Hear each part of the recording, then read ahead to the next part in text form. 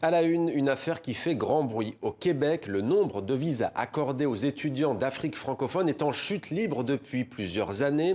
Face à la polémique, le Premier ministre canadien Justin Trudeau est sorti de son silence. Il juge inquiétant, je cite, ces refus massifs de permis d'études qui visent les étudiants africains. Il dénonce une discrimination et il s'engage à mettre en place un système d'immigration robuste, dit-il, et équitable pour tous.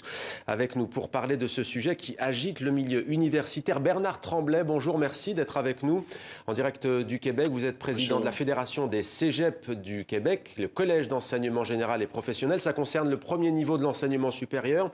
Alors vous êtes en colère de voir ce taux qui est en chute libre. Pourquoi ?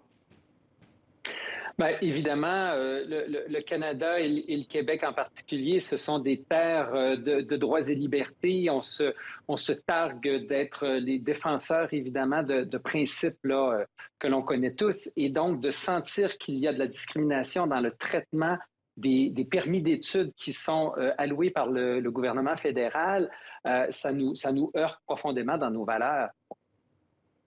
Vous dites par le gouvernement fédéral, mais pourtant ce taux de refus est passé de 36% en 2017 à 61% en 2020 et il est nettement supérieur, ce taux d'échec, si l'on peut dire, en tout cas d'acceptation par rapport aux autres provinces canadiennes.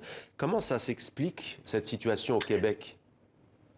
Alors, évidemment, dans le système canadien, comme vous le savez, le Québec étant une province francophone, accueille en priorité des étudiants donc francophones du reste du monde.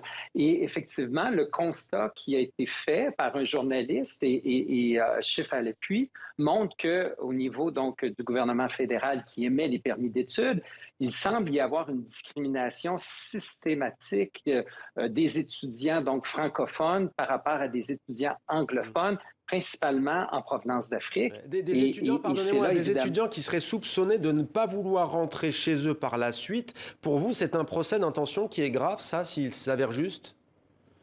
Tout à fait, tout à fait. Surtout à une époque où, évidemment, on souhaite que des étudiants viennent se former au Québec et puissent retourner dans leur pays selon leur goût et leurs besoins, mais qu'en même temps, un certain nombre de ces étudiants-là puissent souhaiter s'ancrer au Québec et demeurer alors que le Québec a tant besoin de main-d'œuvre qualifiée. Alors donc, de refuser à l'entrée des étudiants sous prétexte qu'ils pourraient ne pas vouloir quitter, ça nous semble un non-sens puisque, justement, on souhaite qu'une partie de ceux-là demeure avec nous. Merci beaucoup.